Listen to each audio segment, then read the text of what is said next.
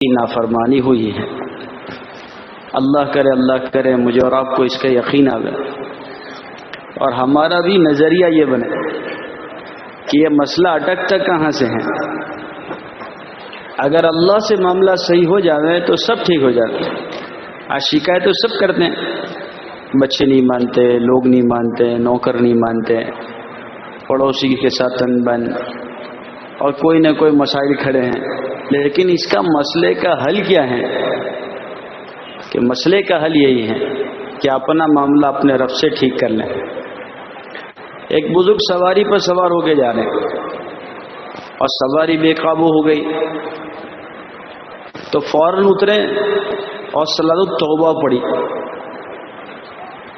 اور پھر اللہ سے توبہ کی، پھر واپس سوار ہوئے۔ کسی نے پوچھا حضرت بات سمجھ میں نہیں آئی، ایسا آپ نے کیوں کیا؟ سواری بھی دگ گئی اور آپ نے اتر کر 2 رکعت نماز پڑھی۔ تو کہنے لگے یہ سواری میرے قابو کی چیز نہیں ہے، وہ تو اللہ ہی کے کنٹرول کی چیز ہے۔ میں نے اپنے رب سے صلح کر لی، اس نے اس کے ساتھ میرا معاملہ ٹھیک کر دیا۔ اللہ کرے ہم اس کا یقین آ جائے، یہ بنیادی چیز ہے۔ ایک بزرگ کے بارے میں لکھا ہے نا کہ وہ بیٹھے ہوئے تھے، موریدین بھی بیٹھے ہوئے ہیں، اور کسی نے آ کر کہا حضرت بڑی تنگی ہے، تو کہنے لگے استغفار کرو۔ تھوڑی دیر ہو گئی، دوسرے ایک صاحب آئے، کہنے لگے حضرت گھر میں سکون نہیں ہے، آپس میں انبن بہت ہے، تو کہ استغفار کرو۔ تھوڑی دیر ہو گئی، اور کوئی آ گئے کہ حضرت جو ہے کچھ سمجھ میں نہیں آتا، قرضہ بڑھ گیا ہے، تو کہ استغفار کرو۔ لوگ آئے، الگ الگ امراض بتائے، بیماریاں الگ الگ بتائیں، اور حضرت نے جو ہے اس کے بارے کے اندر میں دوا ایک بتائی، استغفار کرو، استغفار کرو، استغفار کرو۔ مریدین میں سے کسی نے پوچھا حضرت یہ بات سمجھ میں نہیں آئی کہ لوگوں نے بیماری تو الگ الگ بتائی اور آپ نے دوا ایک ہی تجویز کی۔ تو کہا کیا سورہ نور نہیں پڑھتے کہ جس کے اندر اللہ رب العزت نے قرآن پاک کے اندر میں سورہ نور میں کہ جب اللہ سے معاملہ ٹھیک ہو جائے گا تو یہ سارے مسائل اللہ سلوٹوں میں حل کر دیں گے، یقینی بات۔ ہاں، یہ جو پوری محنت کرائی جاتی ہے نا اس لیے ہے کہ ہمارے اندر میں یہ بنیاد بن جائے کہ ہم اپنا معاملہ اپنے رب سے صحیح کر لیں۔ ہاں، اور اس کا راستہ کہ یہی ہے بنیادی چیز کہ اپنے رب سے معاملہ صحیح کرنے کی بنیاد اللہ رب العزت کے دھیان کے ساتھ زندگیوں کا گزارنا۔ ایک ہے اللہ کو یاد کرنا اور ایک ہے اللہ کو یاد رکھنا۔ ہاں، اسی لیے ایک بزرگ جو ہے ایک موقع پر ایک ملک میں سفر میں گئے تو رہبر ان کے ساتھ میں کسی جگہ لے کر گئے، اور وہاں پر جو ہے بڑا مٹی کا بڑا مکان، یہ مٹی کے تو مکان ہے بھائی، ہاں، جس کے تاثرات ہیں لوگوں کے دلوں میں، پتھروں کی گاڑیاں پڑی ہوئی ہیں، ہاں، اور ساری چیزیں وہ اس کے اندر میں جو ہے لگا کر رکھی ہیں۔ جب گئے، جانے کے بعد ملاقات کی تو وہ صاحب مکان کہنے لگے حضرت میرے پاس سب کچھ ہیں لیکن پیس آف مائنڈ نہیں ہے، یہ سب کچھ ہے لیکن سکون نہیں ہے۔ حضرت نے کہا بھائی اللہ رب العزت نے چیزوں میں سکون رکھا ہی کہاں ہے کہ تجھے ملتا؟ اللہ رب العزت تو اپنے پاک قرآن میں فرماتے ہیں، جس کا خلاصہ مفہوم الا بذکر اللہ تطمئن القلوب، کہ ہم نے اپنی یاد کو، دلوں کا سکون، دلوں کا چین، دلوں کا اطمینان ہم نے اپنی یاد میں چھپا کر رکھا ہے۔ علماء نے لکھا ہے اس سے مراد اطاعت والی زندگی ہے کہ حال میں اللہ کا مطیع بن کر رہنا، اللہ کا فرما بردار بن کر رہنا، ہاں، اللہ کی مان کر زندگی گزارنا، کہ یہ ہے ہر وقت کا ذکر، آنکھوں کا بھی، کانوں کا بھی، زبان کا بھی، ہاتھ اور پیر کا، کہ ہر موقع کا ذکر ہے ہر عضو کے بارے میں۔ لیکن کیا ہے کہ اس وقت کے اللہ کے حکم کو پورا کر دینا اور اللہ کی منع کردہ چیزوں سے اپنے آپ کو بچا لینا. یہ آ گیا تو یہ مسائل حل ہو جائیں گے یقینی بات.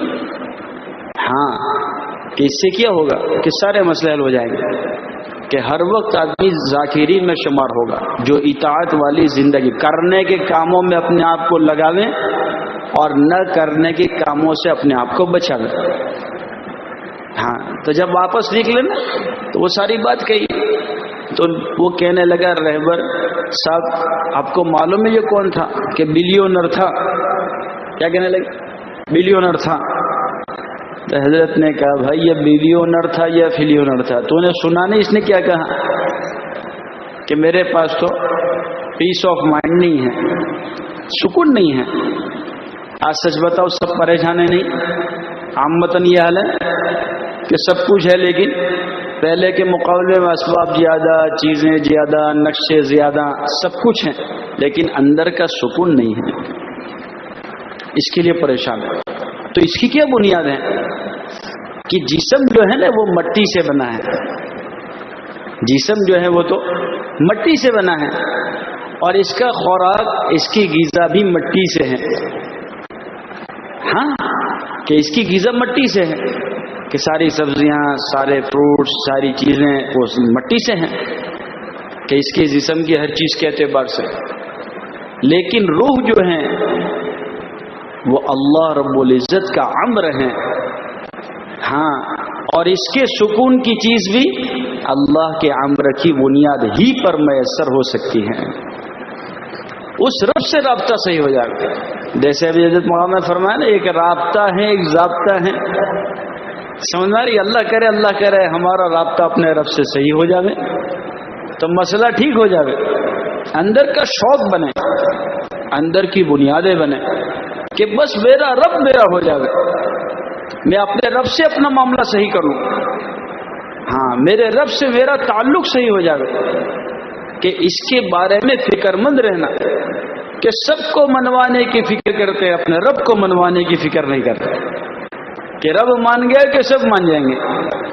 کہ دل کا تعلق تو حدیث پاک کا خلاصہ ہے اللہ رب العزت کی دو انگلیوں کے بیچ میں ہے. وہ جدھر چاہتا ہے اسے پلٹ دیتا ہے, کسی کو موافق بنا دیتا ہے, کسی کو مخالف بنا دیتا ہے. کہ محبت تو کہاں سے آتی ہے بولو؟ اللہ کے خزانے سے. ہاں کہ اس کا تعلق یہی سمجھا ان الذین آمنوا وعملوا الصالحات سیجعل لهم الرحمن ودا. پوچھو علماء سے اس کی تفسیر میں. ہاں کہ ایمان اور اعمال صالحہ کی بنیاد پر کیا فرمایا؟ ہم دلوں میں محبتوں کو پیدا کرتے ہیں. دلوں کا محبت کی بنیاد ایمان اور اعمال صالحہ, نیک عمل والی زندگی ہے. اپنے آپ کو ان بنیادوں پر اٹھانا, اس کے عادی بننا کہ جب یہ معاملہ ہوگا تو سارا معاملہ ٹھیک ہو جائے گا. اپنے آپ کو اس کا عادی بنانا کہ بس میرا رب میرا ہو جائے, میرے رب سے میرا رشتہ مضبوط ہو جائے, میرے رب سے میرا تعلق مضبوط ہو جائے کہ اللہ کا تعلق, اللہ کی محبت اور اللہ کا خوف, کہ جس کا جتنا تعلق اپنے رب سے زیادہ ہوگا اتنا ہی اللہ کا خوف بھی اس کے اندر اتنا ہی ہوگا. میرے آقا محمد عربی صلی اللہ علیہ وسلم کا فرمان ہے, سچوں کے سچے نبی صلی اللہ علیہ وسلم کا سچا فرمان, جنہوں نے کبھی مذاق میں بھی جھوٹ نہیں کہا. ہاں اور کیا فرمایا؟ جن کا درجہ کہ جن کے نام کو اللہ نے اپنے نام کے ساتھ جوڑا. ہاں سید الاولین والآخرین ہیں, امام الانبیاء ہیں, پھر بھی کیا کہہ رہے ہیں؟ میں تم میں سب سے زیادہ اللہ سے ڈرنے والا ہوں. ہاں کہ میں تم میں سب سے زیادہ اللہ سے ڈرنے والا ہوں, کہ اللہ کا خوف دلوں میں پیدا ہو, کہ اللہ سے محبت پیدا ہو اس بنیاد پر کہ جو ہمیں اطاعت پر کھڑا کر دے, اور اللہ کا خوف ایسا پیدا ہو جاوے جو اس کی نافرمانی سے ہمیں بچا لے. یہ بات ہے کہ یہ بات چاہی جاتی ہے کہ اس کے ذریعے سے کہ ہمارے اندر میں اللہ کی محبت, اس کا نام لیتے لیتے لیتے لیتے اس کا کام کرتے کرتے کرتے کرتے اس کا قرب مل جاویں، اس کی نزدیکی مل جاویں، اس کی معرفت مل جاویں، اس کی پہچان مل جاویں، اور پھر کہ اس سے ایسا تعلق مضبوط ہو کہ اس کی نافرمانی کے کرنے کی طرف دلوں کے اندر بے چینی اور بے قراری پیدا ہو جائے، ہاں کہ طاعت میں مزہ آوے اور نافرمانی میں کہ اس کے اندر میں دوری پیدا ہو جائے، گھبراہٹ، خوف پیدا ہو جائے کہ مجھے اپنے رب سے ملنا ہے، زندگی کا حساب دینا ہے، میں اپنے رب کو کیا منہ دکھاؤں، کہ اس کا خوف پیدا ہو، اس کے اندر میں اس کا خوف پیدا ہو، اندر کی بنیاد بنے، کہ اس کو پیدا کرنے کے لیے بات ہمیں بار بار سمجھائی جاتی ہے کہ ہم اللہ کے ذکر کے عادی بنے، ذکر کے کیا بنے، عادی بنے، اپنے معمولات کا اہتمام کریں، کہ معلومات تو بہت ہیں، اللہ کا شکر اور احسان ہے الحمدللہ کہ اب تو الحمدللہ عامتاً تعلیم کے حلقوں میں بیٹھ کر اور اللہ کے راستے کی نقل و حرکت کے ذریعے سے معلومات بڑھتی رہتی ہیں، بیانات سنتے رہتے ہیں، لیکن معلومات جو ہے وہ معمولات میں تبدیل ہو جائے، کہ معلومات جو ہے وہ معمولات میں تبدیل ہو، اپنی زندگی میں عملی مشق پیدا کرنا، ہاں کہ ہر موقع کے دین کو ہر موقع پر زندہ کرنا، اپنے آپ کو طاعت کا پابند بنانا، کہ سال ہاں سال سے میں اور آپ سن رہے ہیں لیکن اپنے اندر میں وہ بنیاد بن رہی ہے کہ میں اور آپ جو ہیں اذان ہوتے ہی مسجد کی طرف جا رہے ہوں، کہ یہ بات کہ دیکھو محنت کرتے کرتے تو وہ بنیاد پر آوے۔ سعید بن مسیب رحمۃ اللہ علیہ کے بارے میں لکھا ہے نا کہ زندگی کے 30 سال ایسے گزرے کہ جس کے اندر میں اپنی ذات کے اعتبار سے پہلی بنیاد کیا بنی کہ ایسا معاملہ نہیں ہوا ہے کہ اذان ہوئی ہو اور مسجد میں موجود نہ ہو۔ زندگی کے 40 سال ایسے گزرے ہیں، زندگی کے 40 سال ایسے گزرے ہیں کہ امام کی پیٹھ کے علاوہ کسی اور کی پیٹھ نہیں دیکھی، یعنی صف اولیٰ کی پابندی کی، اور زندگی کے 50 سال ایسے گزرے ہیں کہ جس کے اندر عشاء کے وضو سے فجر کی نماز کا اہتمام کیا ہے، ترقی، سمجھ آ رہی بات؟ ہاں کہ یہ محبت اور عشق کا تقاضا ہے کہ طاعت پر کیا ہو، قوت ملے، اللہ کی اطاعت میں قوت ملے، اپنے آپ کو معمولات کا عادی بنانا کہ ترقی ہو رہی ہو، صف اولیٰ کی پابندی، تکبیر اولیٰ کا اہتمام۔ اسی لیے ہمارے بزرگ فرماتے ہیں کہ جو لوگ اگر اذان کے ساتھ مسجدوں میں جانے کے عادی بنیں گے انشاءاللہ ثم انشاءاللہ 4 نفع تو ضرور ہو جائیں گے۔ ایک تو یہ ہے کہ انتظار صلاۃ کے اجر میں یہ شامل ہوں گے، جیسے نماز ہی میں ہیں انتظار صلاۃ، ہاں اس کے بارے میں فرمایا نے آقا صلی اللہ علیہ وسلم کی صفات کو قرآن نے بیان کیا کہ اللہ کے سامنے فارغ ہو کر، اور کیسے کہ رغبت کے ساتھ، شوق کے ساتھ اللہ کی طرف متوجہ ہوتے ہیں، کہ یہ بڑے رغبت اور شوق کہ اللہ سے ملاقات کے لیے جا رہے ہیں۔ علی رضی اللہ تعالیٰ کے بارے میں لکھا ہے نا اذان ہوتی تھی تو رنگ زرد ہو جاتا تھا، ہاں بدل جاتا کہ اللہ کے منادی نے پکار دیا۔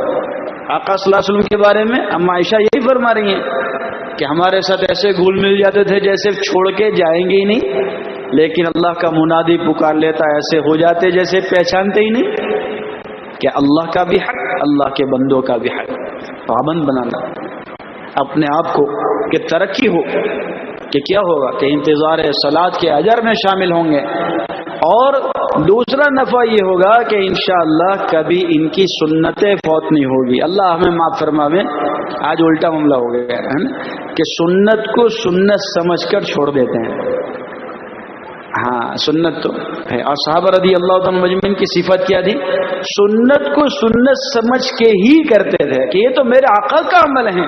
ارے چلتے چلتے ابن عمر رضی اللہ تعالیٰ جانے سواری پر سوار ہیں کہ اور اس جگہ پر رک گئے، استنجا کی حاجت نہیں ہے پھر بھی گئے ایک درخت کی آڑ میں اور وہاں روکے اور پھر واپس آ گئے۔ کسی نے کہا بات سمجھ میں نہیں آ رہی کہ آقا صلی اللہ علیہ وسلم کے ساتھ میں ایک سفر میں تھا، میرے حبیب صلی اللہ علیہ وسلم نے اس جگہ پر استنجا کی حاجت کی تھی، اب مجھے چاہے وہ حاجت تو نہیں تھی لیکن میرے حبیب یہاں بیٹھے تھے، اس کی محبت میں بیٹھ گیا۔ اللہ ہمیں وہ عشق اور محبت نصیب فرمائے۔ یہ بنیادی چیز ہے. سنت کو سنت سمجھ کر کرنا. کیا نا وہ ٹہنی والا واقعہ بار بار سنتے ہیں کہ کیوں کیا, کہ آقا نے کیا تھا اس لیے کیا. ہر عمل کے معاملے میں ہاں کہ اپنی ذات سے اس کہتے ہیں سنتوں کے عادی بننا. کہ جیسے طریقے سے فرمایا نا فجر کی 2 رکعت نماز سنت کے اہتمام پر, کہ کیا ہے کہ دنیا و ما فیہا, یعنی اس کے اندر جتنی چیزیں ان تمام چیزوں سے افضل ہیں. ظہر سے پہلے کی 4 سنتیں تو تہجد کے برابر ہیں. عصر سے پہلے کی 4 سنت پڑھنے والے کے بارے میں فرمایا آقا صلی اللہ علیہ وسلم نے دعا دی, اے اللہ اس بندے پر رحم فرما جو عصر سے پہلے 4 سنتوں کا اہتمام کریں, کہ یہ نفع ہوگا. انتظار صلاۃ کے عادی بنیں گے نا تو یہ ہوگا کہ یہ انشاءاللہ کبھی سنتیں فوت نہیں ہوگی. تیسرا نفع ہوگا کبھی تکبیر اولیٰ فوت نہیں ہوگی انشاءاللہ. اور سالہ سال سے سنتے ہیں نا کہ جو 40 دن تک تکبیر اولیٰ کا اہتمام کرے تو کہ 2 پروانے ملتے ہیں, برات من النفاق برات من النار. منافق بھی نہیں اور جہنمی بھی نہیں ہے. اور چوتھا نفع یہ ہوگا انشاءاللہ معمولات کبھی فوت نہیں ہوں گے. اچھا وقت مل گیا بیچ میں, یہ دعا والا بنے گا, ذکر والا بنے گا, تلاوت والا بنے گا, کہ اپنے وقتوں کو وصول کرے گا. اپنے وقتوں کو ترتیب دینا یہ بہت اہم چیز ہے. اللہ کرے ہمیں اس کا احساس پیدا ہو جائے. فضائل کی کتاب میں سنتے ہیں نا صرف یہ کہہ دیا کہ کیا یہ وقت سونے کا ہے, بس اتنا پوچھ لیا, پھر اپنے دل کو کہنے لگے تجھے کیا ضرورت تھی یہ پوچھنے کی کہ یہ سونے کا یہ جاگنے کا وقت ہے. نہ معلوم آدمی بیمار ہو, سفر سے آیا ہو, کس حال میں ہو. اب تجھے جو ہے کتنے دن تک, بولو 2-4 دن تک, زمین پر کب تک نہیں لیٹاؤں گا, 1 سال تک. ملامت کرتے کرتے کرتے اپنے نفس کو سجا دے رہے ہیں کہ اتنا بھی غفلت کا بول کیوں بول دیا. کیونکہ آقا صلی اللہ علیہ وسلم کے بارے میں فرمائے نا, آقا صلی اللہ علیہ وسلم کی خصوصیات کو دوسرے حصے میں بیان کیا. اس میں ایک بات کیا فرمائی کہ اگر اس زبان سے بول نکلتے ہیں تو کیا ہیں, اچھی باتوں کا حکم, بری باتوں سے منع کرنا, یا اللہ کا ذکر, یا تو پھر چپ رہنا. اپنے بول کی حفاظت. معمولات اس لیے معمولات ہیں, ہمیں جو بار بار سمجھا جاتا ہے نا یہ اس لیے کہ ہم اس کے عادی بنے, ہر موقع کے ذکر کے عادی بنے, اور اپنے اندر میں اللہ کا قرب, اللہ کی نزدیکی, اللہ کی معرفت, اللہ کی پہچان ہمیں میسر ہو جائے. یہ سمجھا جاتا ہے کہ قرآن اس کے لیے بہترین ذریعہ ہے کہ قرآن پاک کی تلاوت کا اہتمام اور اس کے پابند بننا, کیونکہ اللہ کا کلام ہے. علی رضی اللہ تعالیٰ عنہ کا قول ہے نا, جب میں چاہتا ہوں کہ اللہ سے میں بات چیت کروں تو نماز شروع کر دیتا ہوں, اور جب میں چاہتا ہوں میرا رب مجھ سے بات کرے تو قرآن کی تلاوت شروع کر دیتا ہوں. کہ جتنا قرآن پاک کی تلاوت کا اہتمام, اس لیے کہہ رہے ہیں روزانہ حفاظ کے لیے 3 پاروں کا اہتمام, اور عوام کے لیے کم سے کم 1 پارے کا اہتمام. اگر اس کی پابندی نہیں ہوئی, شروعات کرے پاؤ پارے سے, آدھے پارے سے, آگے بڑھیں آگے بڑھیں آگے بڑھیں. استقامت, اپنے وقتوں کو ترتیب دینا. دیکھو پھر اللہ کیسی وقتوں میں برکت ڈالتے ہیں. ہمارے بزرگ فرماتے ہیں آج ہمارے وقتوں کی بے برکتی کی بہت بڑی وجہ یہ ہے کہ ہم نے وقتوں کو ترتیب نہیں دی ہے, یعنی نظام الاوقات ہمارے پاس نہیں ہے کہ یہ وقت معمولات کا ہے, یہ عمل کا وقت ہے. ہاں ہمارے بزرگوں کے اندر میں اللہ کے حبیب صلی اللہ علیہ وسلم کے بارے میں فرمایا ایک جگہ پر, اس کا خلاصہ مفہوم کہ آقا صلی اللہ علیہ وسلم کے ملنے کے لیے کوئی تشریف لائیں. آقا نے کہا بھائی تھوڑی دیر کے بعد ملاقات کریں گے, میری تلاوت باقی ہے. اللہ کرے ہمیں اس کا یقین آئے کہ اپنی تلاوت کا اہتمام, قرآن پاک کا اہتمام. قرآن اللہ کا کلام ہے کہ روزانہ جتنی اس کے اہتمام کے ساتھ پابندی ہوگی, زندگیوں میں اتنا ہی نور اترتا چلا جائے گا, اتنی محبت اور معرفت اور اس کے احکامات کی پابندی کے اندر میں قوت ملتی چلی جائے گی. اپنے آپ کو قرآن کے اہتمام کا عادی بنانا کہ روزانہ اس کی تلاوت کا اہتمام ہو. ہاں پھر کہا یوں فرمایا کہ معمولات کی بنیاد مسنون دعاؤں کے اہتمام کے ساتھ ہیں, کہ جس کے بارے میں فرمایا میرے حبیب صلی اللہ علیہ وسلم نے اللہ رب العزت سے جو دعاؤں کو مانگا ہے وہ اللہ کے یہاں قبول ہی ہو چکی ہیں. یقینی بات ہے. मसनून दुआएं तो क्या है बोलो, मकबूल दुआएं हैं कि जो अल्लाह की यहाँ कबूल ही हो चुकी हैं, इसका एहतमाम करना। उलमा ने लिखा है जब मौका महल की दुआओं का एहतमाम किया जाएगा तो उस वक्त की खैर अल्लाह रब्बुल इज्जत उस बंदों को अता फरमा देंगे और उस वक्त की शर से अल्लाह उन बंदों की हिफाजत कर देंगे। ये यकीनी बात है। अपने आप को मसनून दुआओं का आदी बनाना, मसनून दुआओं का एहतमाम करना कि हम मसनून दुआ का एहतमाम करें, इसकी पाबंदी करें ताकि सुन्नतों का शौक रग़बत। उलमा ने लिखा है जब मौका महल की दुआ का एहतमाम होता रहेगा तो ये बात यकीनी तौर पर है बंदा अल्लाह से जुड़ता चला जाएगा, क्योंकि इसे यकीन है कि ये मसले का हल अल्लाह के पास है और ये अल्लाह से कह रहा है। हाँ कि ये मामला मेरे बस का नहीं है, ये तो अल्लाह के हाथ में है। बस इस मौके पर मेरे हबीब सल्लल्लाहु अलैहि वसल्लम ने मुझे क्या सिखाया है, बस मुझे ये करना है तो मसला हल हो जाएगा। यकीनी बात कि अपने आप को मसनून दुआओं का एहतमाम करना, मसनून दुआओं की पाबंदी करना, इसके ऊपर अपने आप को इस्तिकामत के साथ लाना, इसके लिए अपने आप को पाबंद बनाना। और फिर कि जिसके बारे में मुझे और आपको समझा जाता है, लंबा वक्त लेकर अल्लाह से मांगने का आदी बनना। अल्लाह को तो हर जबान हमारा रब जानता है, जबान उसी ने पैदा की है। हाँ ये तो पहला दर्जा है कि हम वो मांगेंगे जो आका ने मांगा है। हाँ फिर ये फरमाया कि अपने आप को अल्लाह के हवाले करेंगे, दुआओं में ताकत पैदा करेंगे। दुआ तो मोमिन का हथियार है। जो काम पैसों से, चीजों से, नक्शों से, हुकूमत की कुर्सियों से नहीं बनते हैं, वो काम अल्लाह दुआओं से बनाते हैं। हाँ हजरत मौलाना इलियास साहब रहमतुल्लाह अलैह के मलफूज में एक बात है, हजरत मौलाना इलियास रहमतुल्लाह अलैह फरमाते थे हमारी इस मुबारक मेहनत के जरिए से उम्मत में कुव्वते दुआ बढ़ाना मकसूद है। आज अल्लाह माफ फरमावे, उम्मत दुआ की कुव्वत से महरूम हो चुकी है। ये मेहनत के जरिए से क्या बात चाहिए जाती है, उम्मत में कुव्वते दुआ बढ़े, दुआ की ताकत को हम समझें। हाँ कि दुआ कितनी बड़ी ताकत वाली चीज है। पहले लोग कहते हैं ना मियाँ खीलो और मस्जिद तक, ऐसे कहते नहीं कहते लोग। हाँ तो हम क्या समझते हैं जैसे ये मकौला है, ऐसा नहीं है। ये बात समझाई जाती थी बड़े बूढ़ों के जरिए से, अगर ईमान वाला अल्लाह की तरफ मुतवज्जे हो गया तो निजाम आलम को हरकत में लाके रख देगा। ये ताकत दी है उसे कि दुआ वाला बने। ये अगर इसने हाथ उठा दिया या अपने रब से मामला कर लिया और उसने अपने रब को सुना दिया तो सारा मामला जो है हरकत में आ जाएगा। ये बात है बुनियादी चीज कि दुआओं की कुव्वत को समझें, दुआ की ताकत को समझें कि अल्लाह करे हम दुआ वाले बन जाएं। अपने मसाइल हम जितने अपनी बीवी के सामने, बच्चों के सामने, दोस्तों के सामने, अपने वालिदैन के सामने जितना दिल खोल के रखते हैं, अपने रब के सामने नहीं रखते हैं। हालांकि मसला आया उसकी तरफ से है और उसका हल भी उसी के पास है, लेकिन हम उस रब को नहीं सुनाते हैं। अगर उसको सुनाने के आदी बन जावें तो सलवटों में मसाइल हल हो जावें। इसीलिए जैसे मैंने शुरू में अर्ज किया ना कि ये बात होती है, जब रोजाना बंदा अल्लाह से सुनाने का आदी बनता जाता है तो अल्लाह से इतना कुर्ब भी, अल्लाह रब्बुल इज्जत की यहाँ इस बंदे की आवाज भी मानूस हो जाती है।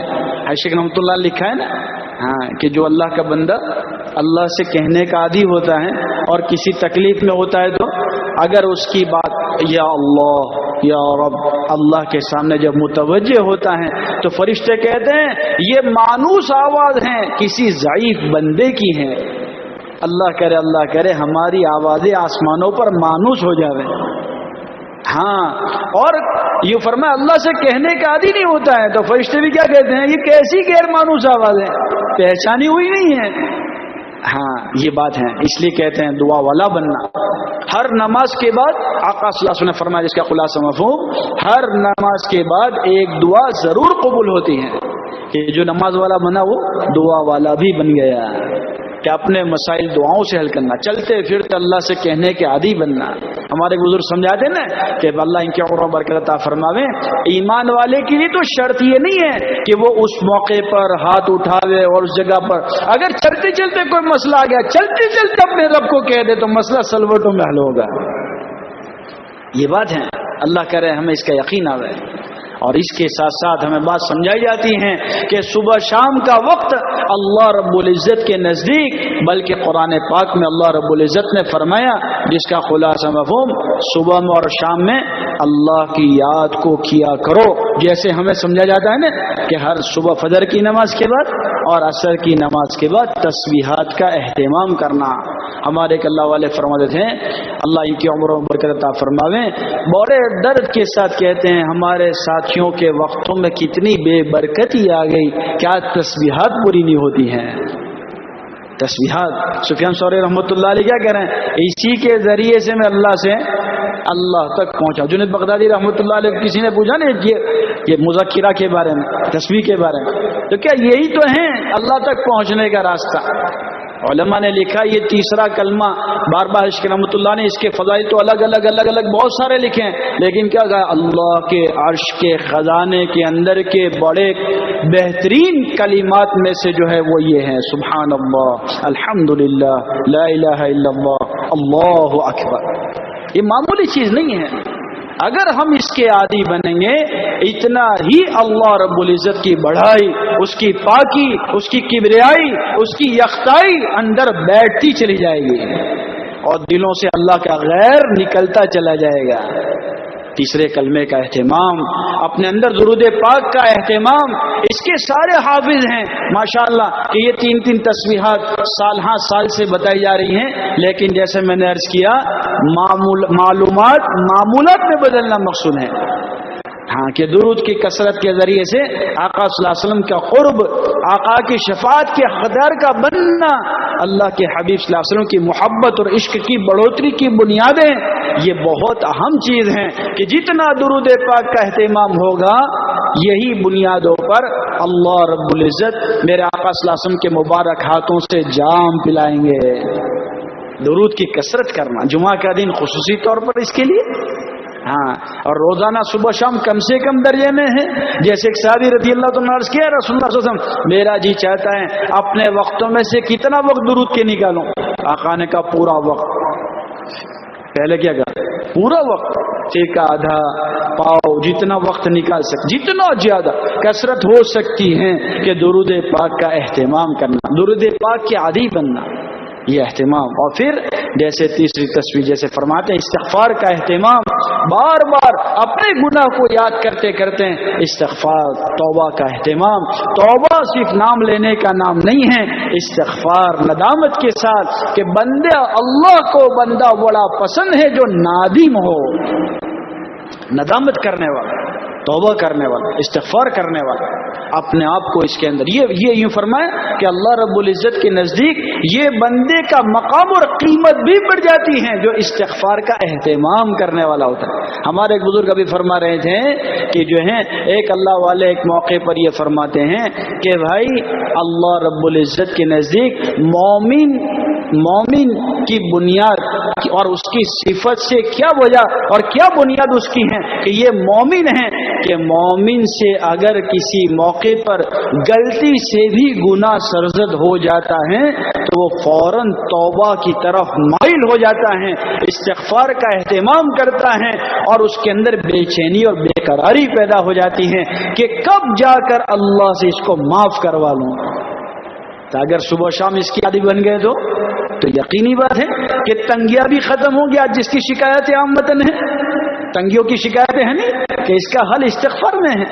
جیسے شروع میں عرض کیا کہ استغفار کا اہتمام، توبہ کا اہتمام، اس لیے میرے بھائی دوستو بزرگوں، اللہ کے راستے کی نقل و حرکت اور اجتماع کے ماحول میں آ کر اپنی زندگی میں پابندی آوے، یہاں سے کچھ نہ کچھ ہمیں لے کر جانا ہے، یہاں سے کچھ لے کر جانا ہے کہ اجتماع میں کیوں گئے، کیا بنیاد بنی کہ اندر سے اپنی زندگیوں کے اندر عزائم لے کر آئیں، ارادے لے کر آئیں، پابند بندے کی بنیادیں بنا کر آئیں کہ بس یہاں سے کچھ سوغات لے کر جانا ہے، اور وہ یہ ہے اللہ کی طاعت والی زندگی پر اپنے آپ کو ڈالنا، آقا صلی اللہ علیہ وسلم کی عشق اور محبت والے زندگی کا اپنے آپ کو اس کے ذریعے سے اپنی زندگیوں کو مزین کرنا، اللہ کا موتی اور فرما بردار بن کے زندگیاں گزارنا، اس کے عزائم اور ارادے لے کر یہاں سے لوٹنا، اپنی زندگیوں کو ترتیب دینا، یہ بنیادی چیز ہیں کہ جب اللہ کا قرب ملے گا تو جیسے میں نے عرض کیا، ہر آدمی ہر قسم کے حرام سے بچ جائے گا،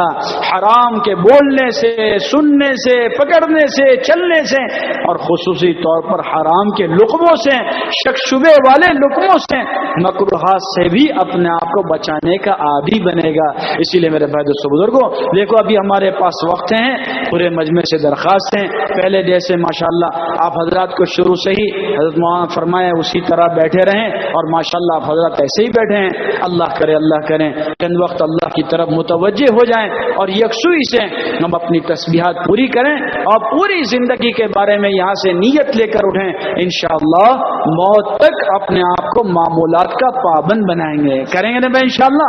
اللہ ہمیں اس کا یقین نصیب فرمائے۔ پھر اپنی ضروریات سے اپنی تسبیحات پوری کر کے پھر اپنی ضروریات سے فارغ ہو جائیں، پھر اللہ سے مانگنے کا اہتمام کریں۔ جمعہ کا دن خصوصی طور پر یہ وقت جو ہیں بڑی مقبولیت کے ایام ہیں، تو اپنے آپ کو اگر کوئی شدید تقاضا نہ ہو تو پھر ذکر میں دعاؤں میں لگا دیں، اور پھر اپنی ضرورت سے فارغ ہو کر مغرب کی نماز کے بعد بھی انشاءاللہ بہت اہم مجلس ہیں اجتماع کے اعتبار سے، تو اپنے آپ کو بھی یکسو کریں اور اپنے ساتھ مجمع کو بھی یکسو کرنے کی فکر کریں گے نا بھائی انشاءاللہ۔ اللہ ہم سب کو توفیق عطا فرمائے۔